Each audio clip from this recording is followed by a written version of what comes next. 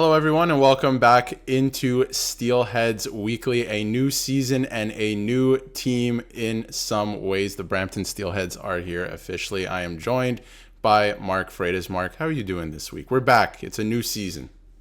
We are back. I'm excited. We're going to tackle most of the season instead of starting halfway like we did last year, and it's going to be fun. That's right. Last year we started. When did we start? January?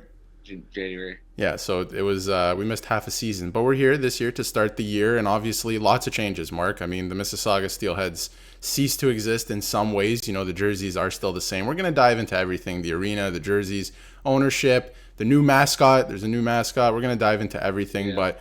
Their first game of the season was, of course, at home. We both didn't get to any preseason games, which they had a couple of them there at the CAA Center.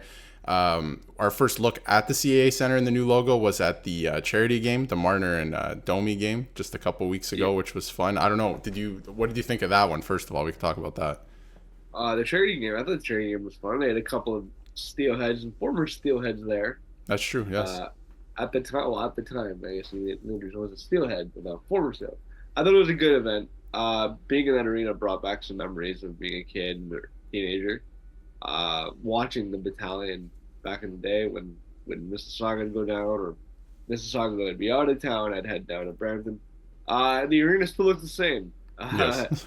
Hasn't changed in forever. So it's like it never. It's like they just left it. Like, yeah, we'll just leave it the way it is. It's kind of like a time capsule in that way. That like when it was built, it hasn't really changed much since then. Like, yes, there's a new video board, but it's Yeah, not as upgraded as obviously Paramount Fine Food Center, which we knew. I think we all knew coming in it wasn't going to be yeah, exactly that, and it certainly yeah. isn't. But it is the new home of the Steelheads. Now coming into Friday, obviously the first game of the year, they were playing the Brantford Bulldogs. A lot of storylines coming into this one. We'll talk about the game specifically at the end of the episode.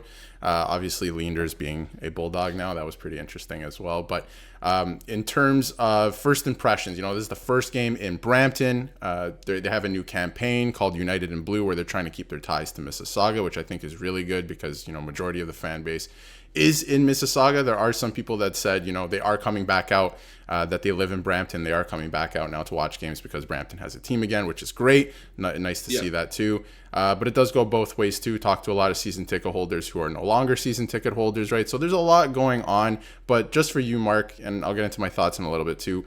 What were your first impressions of the first game? The presentation, everything that went into Okay. Friday. Yeah. No, I thought my thoughts on the first game was excellent. They won 7-0. They played a good game. They stayed out of the box. Surprisingly, because that was a big issue last year. It's But it's always just an one issue.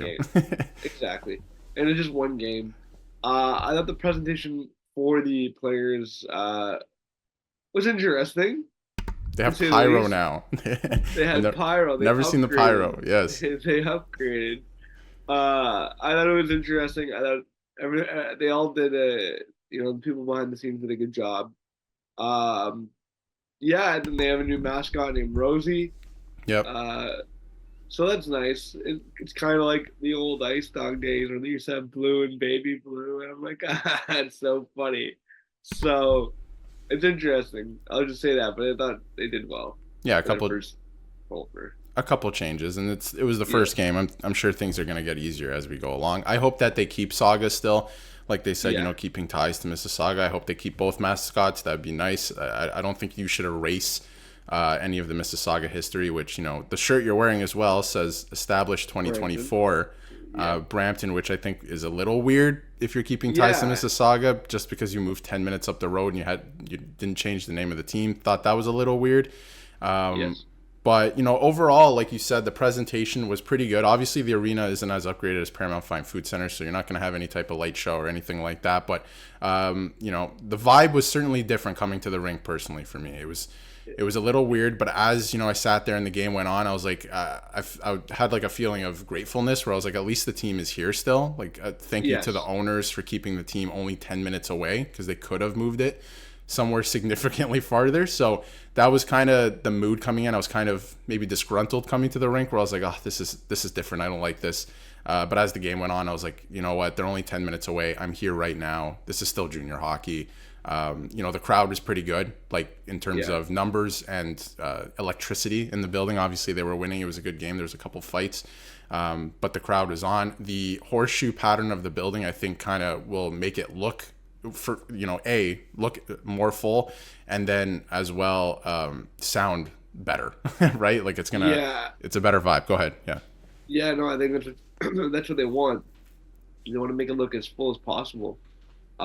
Because they did have 2,277 in the building on Friday, plus including media, probably maybe about almost 3,000. Probably. Um, so it was a good vibe, and watching back on the highlights, it did look busy. It did. So um, it did look busy, which is good. If they can keep that up for the whole year, it'll be a good thing, and hopefully they could actually build a better fan base. And you know what? There's no better year to do it. You're in a new city, right? So try to attract new people to the rink. The team is electric. Like, this is going to be such a good team this year. We were all talking about it, but watching them in the first two games, and again, we'll get to the game specifically later in the episode, they are going to be one of the best teams in the league this year by far. They are going to play some really good hockey. They might lose a couple guys for World Juniors and whatnot, but they have so much talent on the team still without those guys that they're going to be just fine during that period. But, the team is going to be great. So no better time for that. Junior hockey numbers in Brampton are actually surpassing Mississauga at this point, which is something, we didn't see coming maybe 10 years ago, right? So that's a thing as well. So get those kids into the building as well. There's a lot that they can do, and things will get better as we go along in the season. Like, for example, I thought the music was far too loud at the home opener. It was, the sound very systems. loud. Yeah, and the sound system's not, like paramount. But again, obviously everyone's going to compare everything to the last rink, right? So that's why I keep bringing it to that. It's a different building. It's a different feel. It's the same team, right? You see a lot of the same familiar faces, which was nice, but it's just a little bit different. One thing I will say that I was happy to hear at the home opener is Tony Ambrosio is the PA announcer again. He is the voice of the majors, the Steelheads. Like, if anyone else took over, it just wouldn't feel this. It would just feel that much different, I think. So it was really nice to hear his voice. Exactly. I'm glad they brought him back because he's been there for a long, long time. Yes. So I'm glad. I was happy to hear his voice. Couple things that's funny. You did mention about the rink. There is some differences. They still use panes of glass around the rink instead of the plastic panes that they use now. I thought that was pretty funny. My one flaw, as you know, I mentioned during the game, is I hate the red trim around the boards. Yes. Why isn't that blue? I think it's been red since the Brampton Beast came in, and they just never changed it. It's been red since the Battalion. Right. Oh, has it really? That's so weird. Yeah. So that's just how weird my good memory's been. But yeah, no, make it blue, and then it'll feel a little different. Right. But apart from that, yeah, it was good. I mean, I did think the ice too was a little chippy. We did see that guys were falling in the same spot more than once. Yeah, and the weather here hasn't really changed to fall yet, right? Like, if anyone's watching this from anywhere else, I mean, most teams are kind of close to the GTA anyway, but the weather hasn't really gotten much better. But the ice there, I played on both Hershey Center or Paramount Fine Food Center and CAA Center ice, and CAA Center was better to me. Yeah. But obviously the weather hasn't changed. As it gets cooler outside, maybe that might have something to do with it. It was the first game after all, right? Yeah. But like you said, a couple guys were, falling, and the puck was kind of bouncing everywhere. One thing I thought was interesting too, just because we watched so many games in Mississauga over the years, I always thought it was so cool because a lot of buildings don't have this. Some of the newer buildings have it, where the tunnels for both teams were through the bench in Mississauga. Ah, yes. In Brampton, very much not the case. Both teams have to skate to their bench at the start of the game, and both teams come out of the same side. So I thought it was very funny. Because, in between periods, you don't really think about it. But after the game, when they're all celebrating with their goalie, Ivan Kovic, after a big win and shutout, you have the Brantford Bulldogs skating right past them, like right beside them, which is a recipe for a line brawl, I think, or a full team brawl at some point in the season. But, I don't think it really happened in Brampton, so it probably won't happen. But I thought that was pretty funny and interesting. It was just a funny visual to see the losing team skate past the home winning team into the dressing room right beside them. And we did see the linesman kind of stand in the middle and be like, all right, keep going. Right. I do think that's going to be a problem for the year. It could be an issue. Most buildings don't have that. I feel like there are some buildings that had that in the past, most buildings aren't like that, built like that. Not So anymore. So I think it's going to lead to a couple brawls. it could, Um, especially in between periods. yeah. So when a game gets chippy, I would not be surprised if we see a brawl. I did tell you a story from a long time ago where there was a brawl. So maybe we'll get that again. Tell the story. So the story goes, it was from I think it was from an '03 match with the Ice Dogs and Brampton, and I guess because the rivalry was so strong at the time, because of the way the benches are, when the Ice Dogs came out back onto the ice, one of the Ice Dogs players waited in the Brampton Battalion bench, and as soon as the Battalion guys came out, a brawl just ensued because of kind of how everything is, Yeah. and it just caused the bench brawl. The player got suspended. He somehow played in the last game of the season, Yeah. which the OHL forgot to note down. Ice Dogs win the playoffs. They take the win back, but they still made the playoffs. And yeah, so I mean, So there's potential for some. there's potential to be a brawl. We've seen I'm not it. Gonna name, So I'm not going to name any players that hit a guy or start a fight this season, but settle down there, lads. When you guys are playing out there. exactly. I just thought it was an interesting visual. I was like, this has potential, excuse me, to be pretty bad over the course of a season if something were to happen. I'm not saying there is. As gonna happen, as a spectator, as a media guy, I don't want to say I'm all for it, but I think it'd be very interesting. I think it would make love for chaos. it would make it would be chaotic. It would make for a very interesting moment, that's for sure. But yeah, to get back to the building itself, it doesn't yet feel like the home for the Steelheads personally. No. It still feels like just a building, but I think it'll eventually get there. And there's going to be a new, if a kid's never been to a game before and he comes to a game this year, he's going to fall in love with it, right? Or he or she is going to fall in love with it. And just like we did, right? And then that'll be their home, and that's kind of how it's going to work, right? And I think maybe as the years go on, we don't know how long they're going to be in Brampton or what the long-term plan is at this time, but as time goes on, even this season, I feel like it will start to kind of slowly feel more like their home, right? Instead of just a rink they play in. But and I think I agree with that. I think too, they'll like I said, they'll generate more fans as time goes on. Yeah, and the building itself is weird, just to stay on that topic a little bit, because we personally like to maybe walk around at intermission. People like to walk around or hit up the snack bar or something like that. And at Paramount Fine Food Center, it felt like a long walk. Like you can walk around the concourse, see a lot of people, spark up conversation. It was pretty wide. Brampton, not quite the same. It's more narrow. And I feel like you can walk because it's not a full bowl that you can walk around, because the dressing rooms are on one side. It's the horseshoe. It's cut off on one end. As you walk around the bowl, by the time you get to the other end, I feel like you've only been walking for maybe 30 seconds. Like it feels very small. It's very odd. It's small. It's like we were talking to the one fan Friday. He says he goes for a walk. He has to walk from one end, and he has to walk back. Right. Yeah. So that too, you can't just walk around anymore. That's just not an option in that building. So it's different. Well, it is different. So it'll take some time to adjust.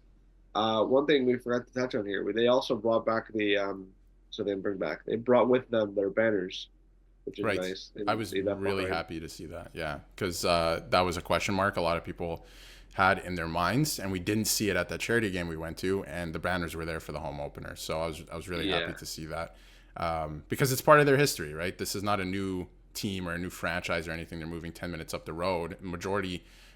Maybe not majority of season ticket holders. I don't know the exact numbers right now, but in people I've talked to, you see a lot of familiar faces on Friday. We saw a lot of people we know. So, a lot of the fan base or a lot of people who like to enjoy games, go to games here and there, they're still coming to the games, right? It's not like a brand new team. So I wonder if I genuinely wonder if when Brampton went to North Bay, I wonder if they brought their old ones. Probably doubt it. It's part of the team's history, right? So I would think that you should bring those. It is part of your history. Yeah, that's the thing. I know Niagara didn't do it. Right, which is a little odd. That is odd. It's a significant move. I guess North Bay is a significant move as well, but to me, it's part of your team's history, right? Like you should celebrate that. So it was nice that they did bring that. There are different cases where, like, the Winnipeg Jets in the NHL, they had their history. Retired numbers and whatnot. They moved to Arizona, and then Winnipeg gets another team off of another franchise. That's a little bit of a different situation, I guess. Like, yes, you would want to give the Yeah, original banners from the original franchise to the Winnipeg Jets of now, but anyway, that's not what's happening here. But I think that's yeah. something. It was nice that they did do that. So Yeah, it's good. it was a nice touch for sure. The video board is a little outdated, but definitely could be worse. I've seen It's worse around the weird. league. Yeah, It's out. It's kind of weird. I wouldn't. It doesn't look too outdated actually, because like it looked more crystal clear on the screen than it did at Paramount. I think that screen is a little better than Paramount's. it might be. And I mean, the one at Paramount, apparently they're getting upgrades. This we don't know what it looks like because there's no hockey games there, and the basketball season hasn't started. But apparently they did upgrades this year, so they will have a different video board in there this year. But the one that's been there since I guess 2011, right, Memorial Cup year. Yeah, It is actually more outdated than the one in Brampton at the CAA yeah. site. That one came out in 2013, 2014. I It's think not they that put old. it in for the Beast. I'm pretty sure Yes, the battalion never used that video board. yeah. For the longest time, the battalion used the old school one, where Yes, just the time, the shot, the goal. That was so cool. I like the old school. it's old school, right? And we Yeah. were certainly used to that in Mississauga as well. And the other thing too is the shots on goal in Mississauga. They had like their own scoreboard on the wall that was pretty big. In Brampton, not the case. Very tiny. You're gonna need glasses to see it. Or very good vision, which we were kind of joking Yeah. about on Friday. It's just it's a little smaller, but it's there, and I'm glad it's there. Yes. At least it's there on the Yeah. walls. But yeah, certainly a different vibe with the building. A lot of people were sitting. They have kind of I don't know what they call it, maybe club seats or something on the wall on the one side. You can get Yeah. food. It just makes it feel a little more full. I don't know, like because there's Yeah. people sitting there. It's not just a wall, right? Like Erie has just a wall with the Zamboni entrance. At least in Brampton, some people were sitting there and it was a little lively there. So that was another thing I Exactly. noticed. Yeah. But all in all, I think it was obviously a great home opener. Fans went home happy. There was a couple fights, obviously 7 goals. We'll get to that in a minute. But yeah, Mark, any other takeaways for you from this game? Because I thought it was great. It's nice to see familiar faces. Didn't see everyone, but No. maybe as the season goes, we'll see some familiar faces again. And again, I thought it was a pretty good success. And the last thing I will say before I give it to you and we move on to the games is I want to thank the owners and Patrick Brown, the mayor of Brampton, because a lot of us can complain. At first, I thought the vibe was off, but at the end of the day, they kept the team only 10 minutes away instead of moving it to maybe the States or somewhere further away. So at least we get to Yeah. keep our team here. We get to watch it. I think that's, I'm going to take the positives out of that. Thank you for Yep. keeping the team here. And Patrick Brown, I have to say, he seems fully behind the Steelheads. Like he is going to put his full support behind this team. He was at the game. He was taking pictures with people. He was wearing a jersey. Can't say I saw that in Mississauga or felt the support in Mississauga. So that was really nice to see. And it's a new era. So Mark, any last thoughts on that? No, I agree. It'll be nice to have a mayor supporting the team. So I'm sure it won't be the last time we'll see him at games. I'm sure he'll be around quite a bit, similar to how Hazel was when she was around as mayor in Mississauga. So hopefully, again, get the team name out there and get people to come watch. Yeah. And I mean, that's exactly what it's about, right? And I think the team is going to have his full support. So obviously it goes hand in hand Yep. to get people in the building, right? They need some help. So Yeah. it's going to be nice to see if it ends up working out in their favor. So it's game 1 and it looked good. It was a good atmosphere and the team played well. So lots to like there for sure. Now to move on a little bit, because we wanted to get into the games too. Won't spend too much time on it, but there's a new leadership group, Mark, and that was announced right before the home opener. A little bit surprising, I think, for both of us, and we can get into our thoughts on that. But a new leadership group, Mark. What do you think of the new captain? What do you think of what they're doing with the assistant captaincies? Because I have never seen anything like this. What are your thoughts on that? It's interesting for the assistant captaincy. There's 6 assistant captains. Hmm. Martone being captain, it's a good choice. It wasn't. I didn't. Okay, so I did my article on who I thought was gonna be captain. I had McDonough number 1, and you and I talked about it. And I thought Martone. I think he's a great player. I think he was gonna be a future captain. I didn't think if he was gonna be captain this year. We were just like, okay, he'll be captain next year. And maybe they'll just go with McDonough. He's been with the team for so long. Well, no, actually, he's been with the team about the same amount of time as Martone, but like Roughly, I think it was the same season they came in. roughly, Yes, correct. yeah. But he is older. Well, like, yeah, I thought maybe because McDonough was older, we thought, okay, they'll probably make him captain. Not the case. Okay, whatever. Martone's a great choice because then he's a top prospect in this year's draft. Yes. TSN's ranked him number 4. Get the word out. Have a great season. Go to the World Juniors. If you make it, dominate. People are going, man, I want to see this kid. They come down. Works out for everybody in the end. But no, I think the leadership, it's interesting because usually we're used to seeing 3 or 2 guys as alternates. Yeah. But in this case, it's Stevie Lescovar, Mason Zabeski, Spencer Sova, Mm-hmm. Carson Rycroft, Mac Donnell, and Finn Harding. Right. And they're all Very splitting. So when I first read it, I was like, what? Like, how are so many guys going to wear letters during games? That's crazy. And then we come to realize they're going to split it home and away. Like, and it's not even home and away. It's literally blue versus white jersey, which in the OHL you switch in January. So it's not even a home and away thing. It's just a blue and white thing, I guess, at this point, like jersey. And so they'll be splitting it. So it'll be 1 captain, 3 assistants for whether they're on the road or away, I guess, whatever jerseys they're wearing, which is interesting. There's a lot of leaders in the room, right? I'm just used to a team picking maybe 2 or 3. But I thought that was pretty interesting. And now when I say like surprising at the beginning, when I brought this up about Martone being captain and, the 6 assistants, I'm not surprised or shocked that Martone is captain. It's just kind of like what you said. It's this point in time that he is captain. He is still relatively young. I think he does have, captaincy material. Definitely. He is a captain worthy of being captain. And you could see it in his play, leading by example, of course. And, the fact that he's a great player, right? Like, he's a fantastic obviously player. You want to, if the captaincy is going to go to somebody, you want it to be a great player and somebody who leads by example, who's a captain, right?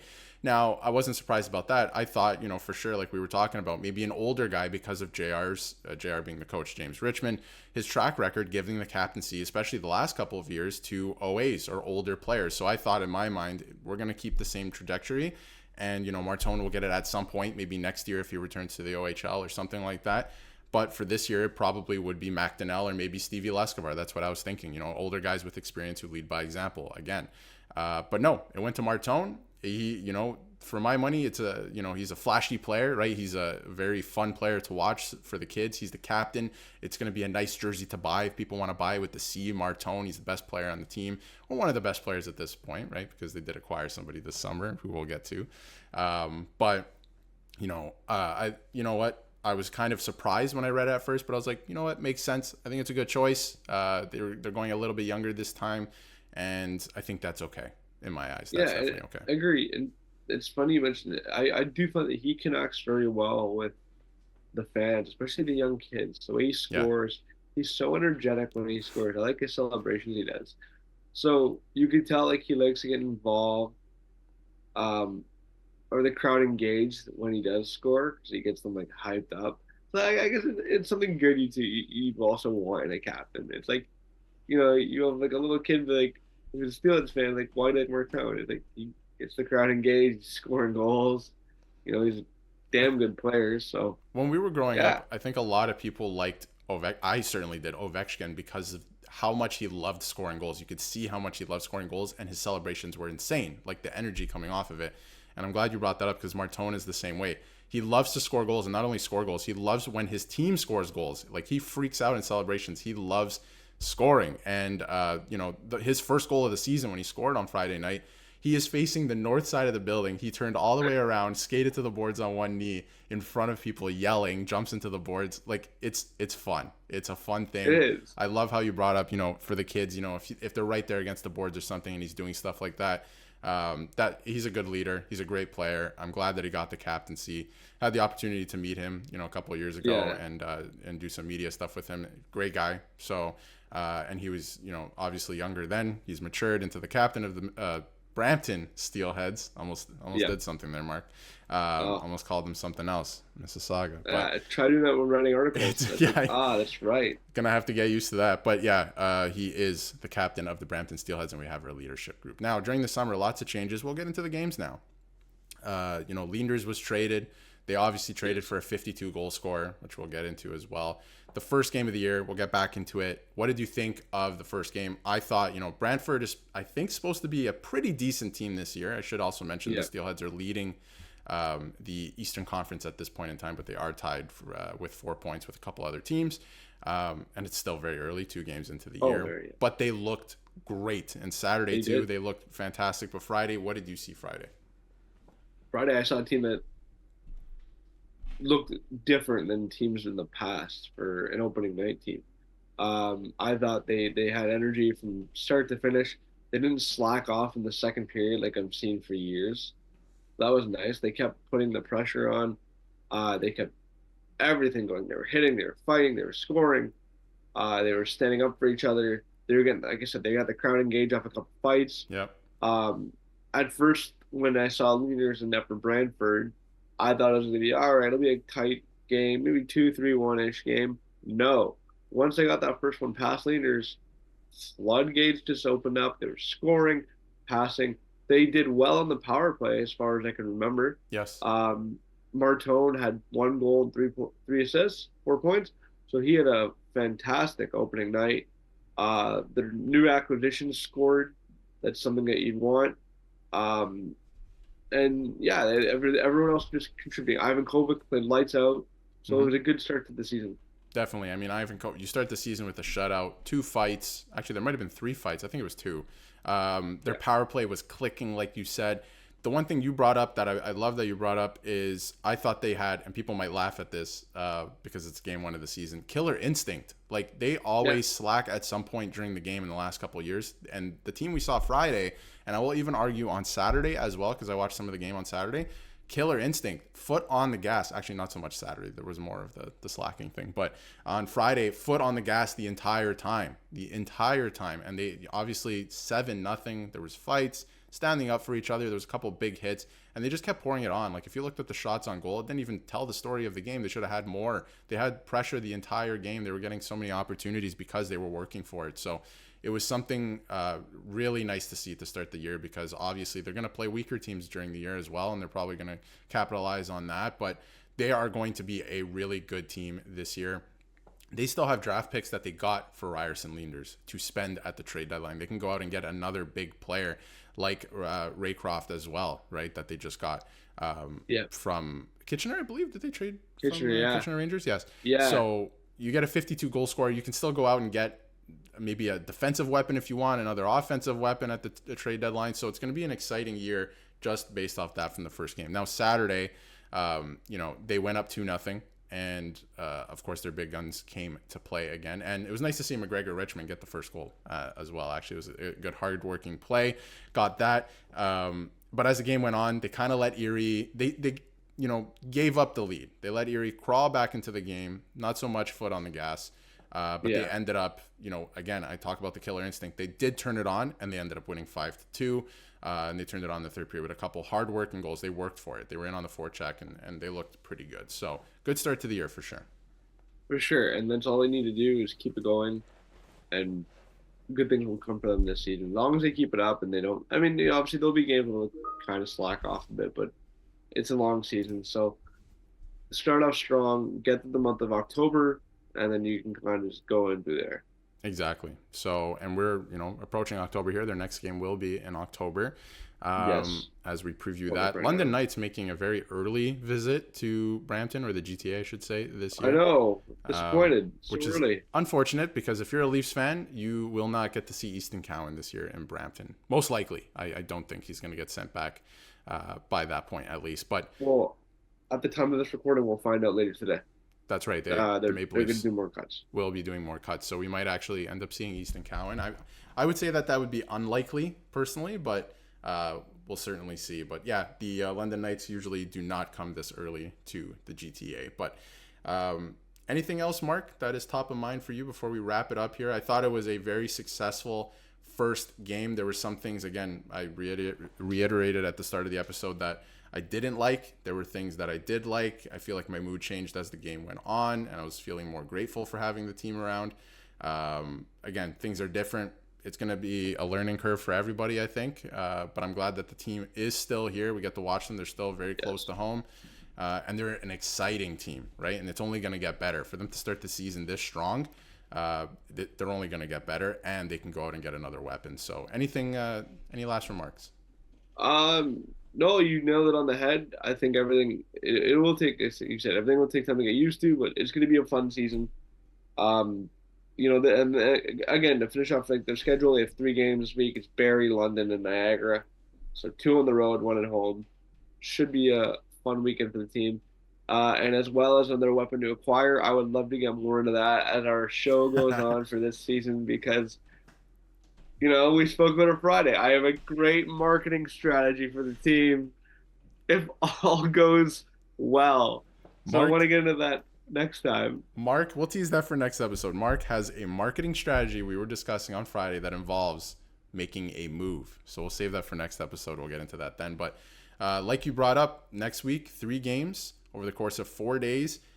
And all of them are against pretty good teams. Niagara, is tied with the Steelheads as well in the Eastern Conference. Barrie looks like they're going to be a very good team this year. And, of course, the London Knights are going to be a pretty good – they're always a good team, but they're going to be a pretty good team this year as well. And, obviously, with what they did last year, they're a pretty good team. So I think that about wraps it up for the first episode of Steelheads Weekly for this season. Things are a little bit different. It is a new era in Brampton. Will take some time to get used to, but pretty successful first week and has fans that did make the switch over very happy. So it was a good start to the year for sure. So we'll all chat then. Stay tuned for I've got some Steelhead stuff coming out this week online, and I'll be talking about some players, some new ones, and we'll see where it goes. Probably gonna have a piece on Martone, Sova, or Raycroft, but I just figure out, think about which one I want to cover on first. So everyone stay tuned to that. And me and Darius will be back this week. That's right. We'll be back next week with another episode after the games at some point. We'll get to it. But pretty successful first week. It was fun to watch. And a lot of new players we're going to have to get used to as well. Not just new players, but younger players as well who made the team that made some good debuts the other night too. So we'll get to that later. Touch on that next time. Definitely. Yeah. So thank you everyone for watching, and we will see you in the next episode.